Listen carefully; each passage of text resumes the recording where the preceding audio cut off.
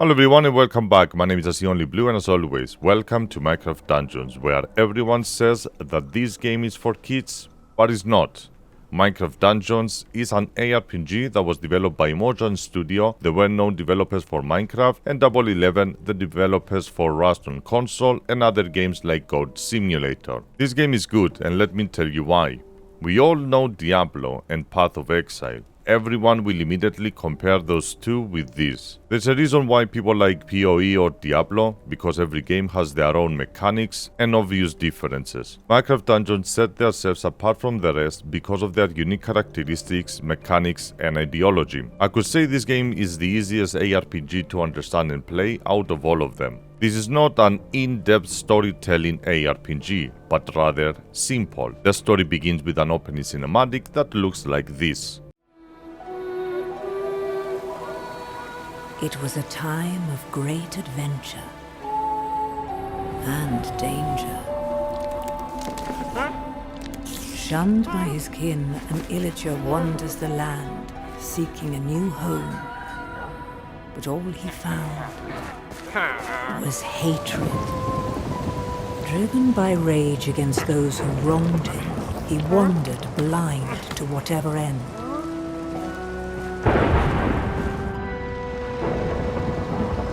Until at long last, the illager found something that would change him forever. The Orb of Dominance.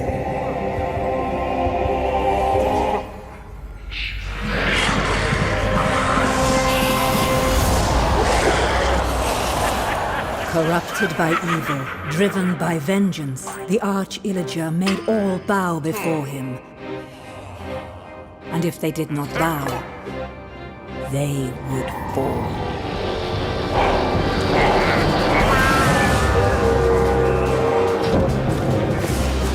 The Illagers raided the land. Who would have the valor, the purity of heart, to stand against the Arch-Illager's reign of terror? Well, not that one. But maybe you.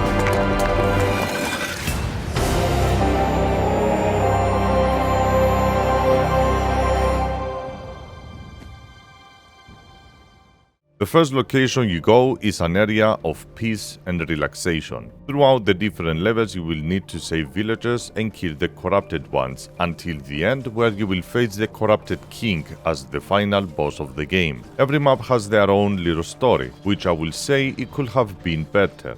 At least for me it felt extremely short and boring. A coven of wicked witches live at the heart of the sinister swamp. They conjure up all manner of brews to empower the Arch-Illager and his ever-growing army. If you don't find and defeat those witches, the Illagers will be unstoppable. But tread carefully. The swamp is home to many horrors. Every enemy has their own unique attacks and abilities, and you will never find any similarities between them. Some enemies have different variations, like the normal green zombie can wear armor. There is not many variations, so there is not much to say here. Occasionally you will find elites, and their perks, buffs and debuffs can vary between each map. Every map is randomly generated, so you will never find the same enemies or locations again. Some maps also have bosses that never change their tactics, so you can be more prepared using different sets of armor for different boss fights. The Illager raids have roasted this once lush land to ruin. Only one village remains unspoiled in this corner of the world. Make haste, hero. You must warn the villagers there of the battle to come. You are their only hope. Talking about the different armor, let's talk about what is there when it comes to gearing. You have to use a melee and a ranged weapon, but it's up to you to choose which one will complement your playstyle. You have the option to choose your armor, which every armor and weapon has their own variations. Some give you extra armor and defense, and some lifesteal and attack speed. At least those never change, so you can create your own loadout depending how you want to play the game. Every weapon and armor comes with their own RNG based attributes that you can invest level points to unlock and use. Depending on the rarity of the weapon or armor, you can potentially have up to 3 enchantments at once with different attribute selection each time, meaning you can have up to 9 attributes to select from and keep only 3. If you find a new gear and you want to invest level points, then by salvaging your previous gear, you will get 100% of your points back. Lastly, you have 3 artifact slots that you can equip any artifact at any time that you wish, even during combat, to help you deal with different type of enemies. Personally, I tried a lot of them and only 3 of them complemented my playstyle, so I never changed them. As you progress through the game, you will be finding higher level of the same artifacts with no changes to the mechanics of the artifact, but mostly just the duration or the amounts. For example, a harvester at level 5 will do 5 to 100 damage, and the level 70 harvester will do 50 to 1000. Throughout the different maps, you collect emeralds, or you can salvage useless gear that you can use at your base, where you have 2 NPCs that lets you buy RNG crates for gears and artifacts. By the Arch-Illager's decree, all free folk are now enemies of the Illager Empire. Somewhere in these woods, a caravan is transporting villager prisoners to labor in far-off lands. Find the caravan and stop the Illagers, or there's no telling what dreadful doom will befall our villager friends. Let's talk about music. Although Minecraft Dungeons music is really good, I had it turned off the entire playthrough because the quiet moments were too many, leaving me with nothing to listen in the background while live streaming. When the music was playing, mostly it was a slow, boring background music. Not much to say here either. I like my own music. When it comes to combat though, the game does an amazing job delivering you easy to understand weapon sound effects and easy to memorize enemy attacks.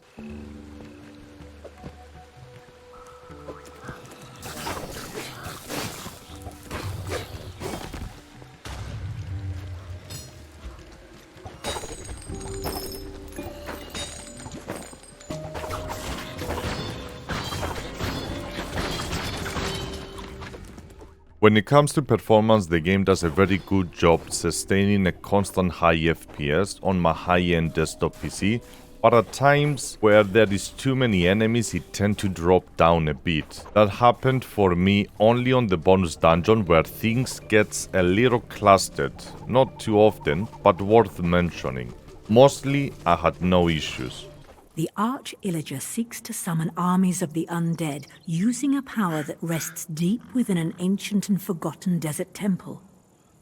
Finding the temple, however, is an adventure in its own right, for the entrance lies hidden somewhere in this canyon, a sprawling maze of malevolent mobs and lost secrets. Many people will say this game is for kids. I will kindly disagree with you. I'm not saying that the game cannot be played by kids. Well, the game does a pretty good job when it comes to that for sure, where parents with their children can enjoy the game in the easiest difficulty. But when it comes to people like me, well, I spice things up.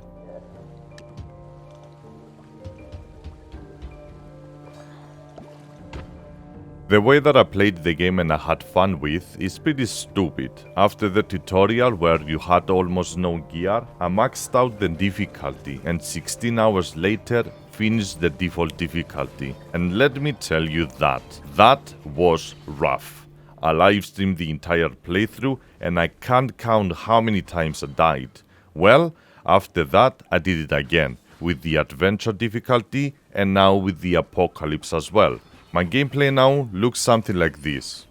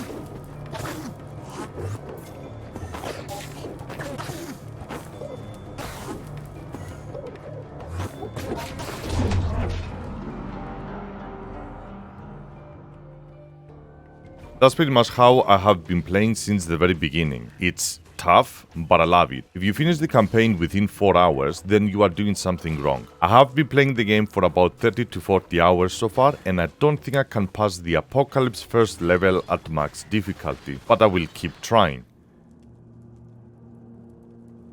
Deep within these halls awaits a powerful necromancer, the forgotten ruler of a nameless kingdom.